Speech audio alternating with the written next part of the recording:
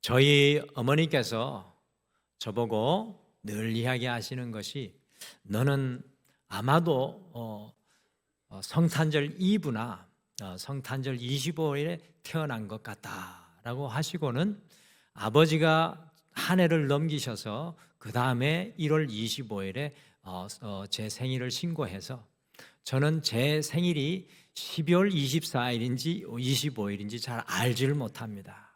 참 기구한 운명인데 그래서 그냥 우리 교회에서는 1월 25일 날 생일로 하고 있는데 저는 이제 결심했습니다. 12월 25일은 저의 생일인 줄 믿습니다. 근데 진짜 12월 25일 생이 있어요. 우리 교회 제가 뭐 밝히지는 않겠지만 그래서 메리 크리스마스 인사를 받을 자격이 있다. 할렐루야. 왜 입을 그렇게 딱 벌리시고 말도 안 되는 소리를 하는지. 근데 사실은 우리 모든 성도님들이 메리 크리스마스를 인사받을 자격이 있습니다. 우리 이 시간 앞뒤 좌우분들에게 성탄 인사 같이 건네실까요? 메리 크리스마스, 메리 크리스마스, 아멘. 메리 크리스마스, 메리 크리스마스입니다. 저에게도 좀 해주세요. 메리 크리스마스. 어머니가 제 생일을 모르신다니. 오늘 2024년 성탄 감사 예배를 드리면서 여러분과 제 자신에게 매우 중요한 질문을 한 가지 하기를 원합니다. 우리 화면에 보시면 우리가 매해 맞이하는 성탄절의 이 목적, 여러분들 이 귀한 시간 저기 나라를 지키다가도 이 교회에 나오고 저 부산에서 공부하다가도 이곳에 나오고 저 외국에서 있다가 이곳에 나와서 오늘 이렇게 성탄절을 드리는 목적이 무엇입니까? 이 성탄절은 하나님의 아들이신 예수님께서 소망을 잃은 이 세상에 온 인류를 위해 오심을 통해서 주님과 함께 다시 시작을 선포하신 날입니다. 그래서 저는 25일을 제 생일로 이제 선포하기를 원합니다. 그러므로 이 성탄절을 맞이할 때마다 우리는 예수님과 함께 새로운 인생의 출발선에 서야 합니다. 이 성탄절의 목적이 바로 그거입니다. 다시 주님과 함께 새로운 인생의 출발선에 서는 것. 그리스도인의 새 출발은 2024년 1월 1일에 이루어지는 것이 아니라 예수님께서 우리를 위해 이 땅에 오신 성탄절부터 시작되어야 합니다. 그것이 바로 성탄절기의 목적입니다. 성탄절의 목적은 우리가 삶의 실패와 좌절과 아픔과 고통의 자리, 어떤 자리에 있든지 간에 주님과 함께 다시 시작하는 자리. 그래서 우리는 이 성탄절을 성탄절을 놓쳐서도 안 되고 성탄절을 지나쳐도 안 되고 이 성탄절로 다시 나아가야 합니다. 우리 예수님께서 2024년 전에 이 땅에 오시며 하나님의 새 출발을 온 인류에게 선포하셨습니다. 그래서 오늘 이 성탄 감사 예배의 제목이 성탄, 주님과 다시 시작. 같이 읽어보실까요? 같이 읽겠습니다. 성탄, 주님과 다시 시작. 하나님께서 2024년 이 성탄절에 여러분과 저 우리 모두를 주님과 다시 시작으로 초대하고 계신데요. 과연 우리가 어떻게 오늘 이 성탄절에 주님과 함께 다시 시작할 수 있겠습니까? 여러분과 제가 다시 시작했으면 좋겠습니다. 옆에 분에게 한 번만 더 인사, 딱 한 번만 더 해주세요. 더 안 시킬게요. 간절하게 축복해 주십시오. 주님과 다시 시작하세요 라고 축복해 주시죠. 주님과 다시 시작하십시오. 아멘. 어떻게 주님과 다시 시작할 수 있을까요? 오늘 말씀해 보니까 성탄절에 하나님의 역사, 히스 스토리 속에 있음을 깨달을 때 주님과 다시 시작합니다. 누가복음 2장 1절과 2절 다시 돌아가서 읽어보실까요? 같이 읽겠습니다. 시작. 이때 가이사 아구스도가 영을 내려 천하로 다 호적하라 하였으니 이 호적은 구레뇨가 수리아 총독되었을 때 첫 번 한 것이라. 어떤 분들은 성경이 지어낸 이야기라 하시는 말씀이 많은데 성경 누가복음 2장에 성경이 역사적 사실에 근거했다는 것이 분명히 나옵니다. 성경 말씀에 과거의 역사 속에 가장 유명한 사람 중에 한 사람의 이름이 나오는 것이 바로 누가복음 2장 1절 말씀입니다. 그 사람이 누구입니까? 앞에 화면에 보시는 것과 같이 역사를 공부하시는 분 다 아실 겁니다. 가이사 아구스토, 곧 영어 이름은 아우구스투 황제가 오늘 성경 말씀에 나옵니다. 아우구스투 황제는 삼두 정치, 곧 세 부분으로 나누어 있었던 로마 왕국 전체를 통일하여서 로마족의 첫 번째 통합 엠페러, 황제가 되어서 중건동과 유럽, 아프리카, 그리고 심지어 유럽의 저 끝인 영국까지 다스려서 무려 200년 동안 전쟁이 멈추게 했던 팍스 로마나, 로마의 평화와 번영을 이루어냈던 그 역사적인 인물이었습니다. 이 온 세상의 황제였던 아우구스투 황제가 인구조사의 명령을 내리니까 요셉과 곧 아이를 낳게 될 마리아가요, 갈릴리 나사렛에서 자신들의 고향인 베들레헴까지 무려 지도에서 보시는 것 같이 144km의 거리를 그 임신한 여인을 데리고 인구조사에 참여하는 게 바로 누가복음 2장 말씀이에요. 지금으로부터 2024년 전에 전 세계는 로마의 황제 아우구스투스가 다스리는 로마의 역사인 것처럼 보입니다. 아니, 그때 모든 사람들이 아우구스투스의 역사, 로마의 역사, 로마의 세계라고 생각하고 믿었을 것입니다. 그런데 지금 그 로마의 힘은 보십시오, 흔적도 없이 사라지고 말았습니다. 오늘 말씀 누가복음 2장, 이 2024년 전에 성탄절에 고백하고 있는 것은요, 로마 황제 아우구스투스의 인구조사 명령을 받고 예수님께서 베들레헴에서 태어나신 것이 아니라 하나님의 역사 속에 아우구스투스를 사용하여 예수님께서 베들레헴에 태어나셨다는 사실을 보여주고 있는 것입니다. 성탄절은 아우구스투스의 역사, 로마의 히스토리가 아니라 우리 주 예수 그리스도의 역사라는 놀라운 믿음의 고백을 누가복음은 오늘 말씀 속에서 선포하고 있는 겁니다. 우리는 하나님의 자녀임에도 불구하고 우리가 살아가고 발을 딛고 있는 세상의 일들이 그저 세상의 것들에 의해 이끌려가고 있다고 좁게만 보고 살아갈 때가 많습니다. 우리 그리스도인들은요, 화면에 보시는 것과 같이 His story, 곧 His, 하나님의 스토리, 하나님의 역사 속에 우리가 살아가고 있다는 것을 이 성탄절의 믿음으로 고백해야 될 줄 믿습니다. 원래 제가 다른 예화를 준비했는데 제가 허락도 받지 않고 오늘 간증으로 이 예화를 우리 성도님들에게 나누기를 원합니다. 우리 교회 가족인 우리 그 트럼펫을 불었던 우리 박 집사님 아시죠? 박상미 집사님. 여러분들은 잘 모르셨겠지만 우리 박상미 집사님이 암을 앓으시고 극적으로 치유를 받아서 이제 삶의 현장으로 돌아가려고 재기를 하고 다시 천안시향의 이 트럼펫 주자로 나서려고 하는데 얼마 전에 병원 검사를 받았는데 이 암이 폐에까지 번져가지고 2년도 살지 못한다는 그 시한부 인생을 선고받았습니다. 그래서 정말 인생의 큰 낙심과 절망을 겪으면서 어떻게 인생을 살아가야 할까라는 그런 아픔과 고민 가운데 계셨는데 그분이 저희들에게 기도 제목을 나누어 주시고 기도하면서 하나님께서 어떻게 역사하실지 또 기다리고 있었는데 저는 이번 주에 놀라운 전화를 받았습니다.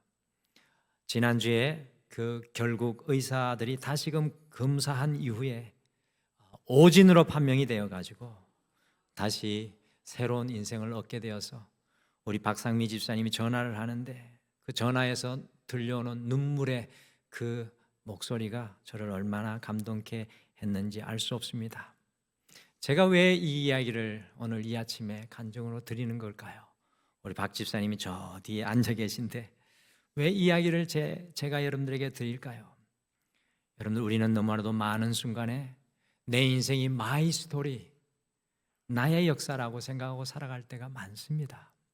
그러나 우리는 어쩌면 돌아보면 우리 모두 다 시한부 인생인 줄 믿습니다. 우리 그리스도인들은 마이 스토리가 아니라 이 성탄절 히스 스토리, 하나님의 역사 속에 내가 서 있는 것을 발견할 수 있는 영적인 눈이 열려져야 될 줄 믿습니다. 그리하면 인생의 어떤 고난과 어떤 아픔 속에서도 하나님의 역사가 우리의 인생을 타고 흘러가게 될 줄 믿습니다. 할렐루야. 우리 박상미 집사님 삶 속에 함께 하신 하나님 영광의 박수로 우리 박수로 찬양하며 박수로 올려드리겠습니다. 이 박수가 여러분들도 받아 마땅합니다. 여러분의 인생은 여러분의 스토리가 아니라 바로 히스 스토리, 우리 주님의 역사로 이어지게 될 줄 믿습니다. 성탄절은 바로 주님의 역사를 깨닫는 시간입니다. 성탄절에 오늘 말씀해 보니까 낮은 곳에서부터 주님과 다시 시작합니다. 성탄절에 낮은 곳에서부터 주님과 다시 시작합니다.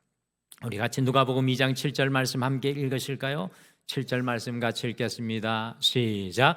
첫 아들을 낳아 강보로 싸서 구유에 뉘었으니 이는 여관에 있을 곳이 없음이로라. 아멘. 우리 예수님은 오늘 말씀에 가만히 묵상해 보면 이 로마의 황제 아우구스투스와 비교되면서 주님은 화려한 황궁에 오시지 않으셨습니다. 큰 도시에도 오시지 않으셨습니다. 오늘 말씀해 보면 아주 작은 산골 마을, 그리고 상상도 할 수 없는 비천한 곳인 짐승의 여물통에 누워 계십니다. 누가복음 2장은 그것을 우리에게 비춰주고 있습니다. 그리고 2024년 전에 가장 사람 취급받지 못하였던 목자들에게 예수님이 오신다는 소식이 제일 먼저 전해지는 것이 누가복음 2장의 말씀입니다. 예수님 시대의 목자들은 짐승을 죽이고 살리는 백정과 같은 역할을 했기에 부정하다고 생각했고요, 짐승을 지키느라 정상적인 가정도 가질 수 없었고 안식일도 지키기 어려웠습니다. 거기에다가 양떼를 이리저리 몰고 다니니 도둑으로 몰릴 때가 많았습니다. 지금으로부터 2024년 전에 목자라는 직업은 사회적으로 가장 무시당하는 직업, 모든 사람들이 가장 천한 직업이라 인정하는 것이 바로 이 목자라는 직업이었습니다. 예수님께서는 작은 마을 베들레헴의 짐승의 여물통에서 태어나시고 사회적으로 가장 천시되었던 목자들에게 제일 먼저 나타나신 것은 그만큼 우리 주님께서 세상의 왕들과 세상의 밤곳과 달리 가장 낮고 낮은 곳에 임하셨다는 의미입니다. 사실상 예수님의 이 땅에서의 사역은 가장 낮은 사람에게서부터 먼저 시작되었습니다. 그 은혜가 여러분과 저에게도 여전히 흘러가고 있는 줄 믿습니다. 요단 계곡에 세 그루의 나무가 살고 있었습니다. 그 세 그루의 나무가 어느 날 각자의 희망을 이야기했습니다. 첫 번째 나무가 말했습니다.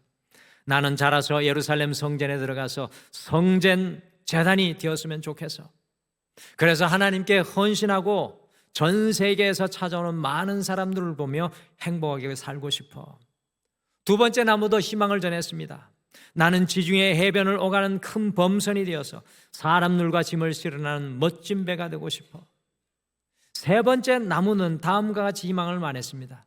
나는 여기 혼자 남아 뜨거운 여름철에 피곤한 길손들에게 시원한 그늘을 만들어주는 아름드리 나무가 되고 싶어. 그런데 세월이 흘러 첫 번째 나무는 예루살렘 성전에 제단이 되고 싶다는 희망과 달리 어느 집의 작은 짐승의 여물통이 되고 말았습니다.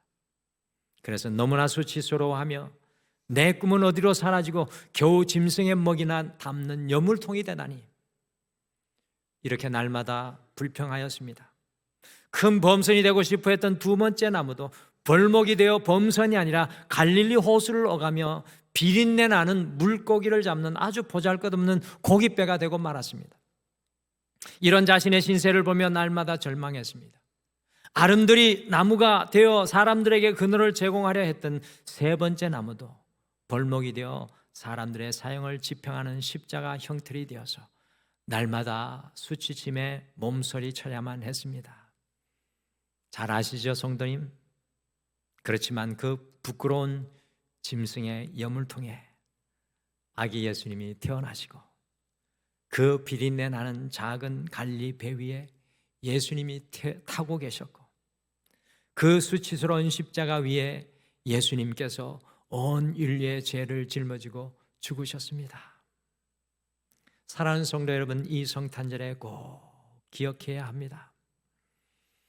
여러분과 제가 마치 때로는 짐승의 연물통과 같은 가치 없는 존재같이 느껴지고, 생선 비린내 나는 그 고기를 실어 나눌 수 없는 인생과 같은 바닥같이 느껴질 때가 있고, 십자가 형틀이 되어 사람들의 수치를 감당해야 되는 인생인 것 같이 생각될 때가 있습니다.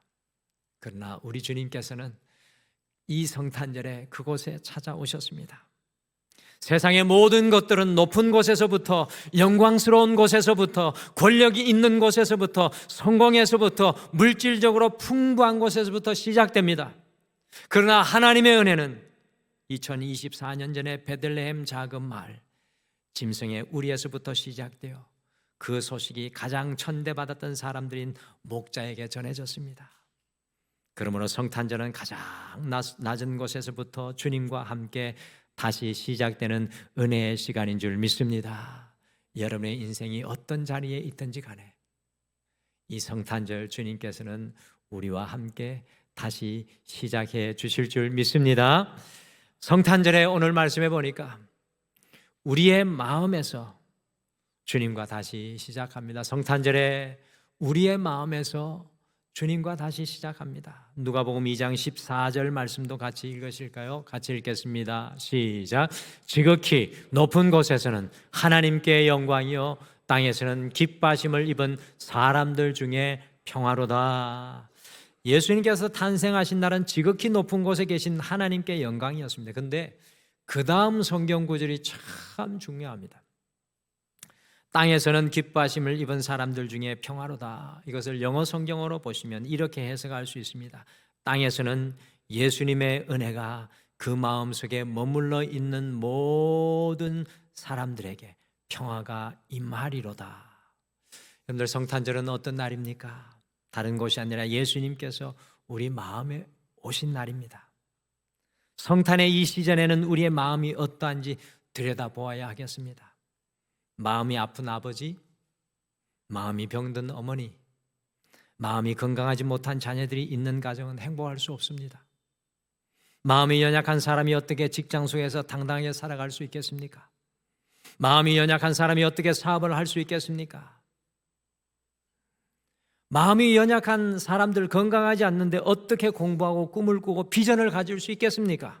오늘날의 우리 대한민국의 실정이 바로 그런 모습입니다. 병든 마음을 가진 성도들이 있는 교회가 어떻게 하나님께서 기뻐하시는 교회가 될 수 있겠습니까? 텍사스 달라스에서 목회하는 미국에서 잘 알려진 토니 에반스 목사님이 다음과 같은 것을 자신의 책에 쓰셨습니다. 크리스마스가 다가오자 에반스 목사님의 아내 되시는 분이 80개의 빈 박스를 가지고 왔습니다. 그리고 그것을 아주 예쁜 포장지로 모두 다 포장을 했습니다. 이것으로 크리스마스 장식을 할 작정이었습니다. 그 장식을 목사님의 집 앞 현관에 놓아두려고 했습니다. 에반스 목사님 비록 그 80개의 선물 상자들이 아주 잘 포장되었지만 그것들 중에 어느 하나라도 도둑맞을 걱정을 하지 않으셨다고 합니다. 왜냐하면 비록 그 선물들이 멋있게 잘 포장되었지만 그 안에는 어떠한 선물도 어떠한 것들도 들어있지 않는 완전히 빈 상자였기 때문이었습니다. 우리의 인생을 살아갈 때도 이와 같을 때가 많습니다. 우리의 겉은 화려하게 포장되어 있지만 그 속은 비어 있습니다. 크리스마스는 어떤 날입니까? 화려하게 겉을 포장하는 날이 아닙니다. 화려한 그 포장지 같은 세상을 넘어 예수님께서 우리의 마음에 오신 날이 성탄절입니다. 우리의 마음의 박스에 예수 그리스도를 담는 날입니다. 예수님은 화려한 그 포장지를 하고 있는 사람들에게 온 것이 아니라 그 겉은 초라하고 낡아졌을지라도 당신을 품을 수 있는 사마리아 여인의 마음에, 목동의 마음에 오셨던 것입니다. 사랑하는 성도 여러분, 우리 예수님께서 이 땅에 탄생하신 것은 바로 우리 마음속에 당신의 은혜를 부어주시려고 오신 것입니다. 바로 예수 그리스도가 우리의 마음의 줄기세포입니다. 우리의 마음속에 예수 생명을 품으면 가정도 일어나게 되고 국가도 일어나게 되고 교회도 일어나게 되고 여러분들도 다시 주님과 시작하게 될 줄 믿습니다. 늘 마음이 무너지면 어떤 강대국도 무너지게 되어 있습니다. 아무리 궁궐 같은 가정, 부족한 것이 없는 가정일 때라도 그 마음이 무너지면 그 가정은 무너져 있는 것입니다. 초가 삼간 모든 것이 부족한 곳에서 살아도 그 가정의 마음이 살아있다면 그 가정은 일어나게 될 것입니다. 이 성탄절 우리 주님께서 여러분의 가정 속에, 여러분의 마음 속에 성탄하시기를 간절히 축복합니다. 사랑하는 성도 여러분, 성탄절은 주님과 함께 시작하는 새로운 출발입니다. 화면에 보시다시피 주님과 다시 시작하시지 않겠습니까? 어떻게 다시 주님과 시작할 수 있겠습니까? 삶의 어떤 순간에도 히스 스토리, 주님의 역사 속에 있음을 믿음으로 고백할 때 주님과 다시 시작할 것입니다. 우리의 삶의 가장 낮은 것을 보여주고 싶지 않은 그 수치스러운 것을 주님께 내어드릴 때 그곳에서부터 주님과 다시 시작하게 될 것입니다. 우리의 마음이 오직 주님의 은혜로 채워질 때 우리는 또 다른 2025년을 은혜 중에 살아갈 것입니다. 주님과 함께 새롭게 시작하고 출발하는 2024년 성탄절이 되시기를 간절히 축복합니다.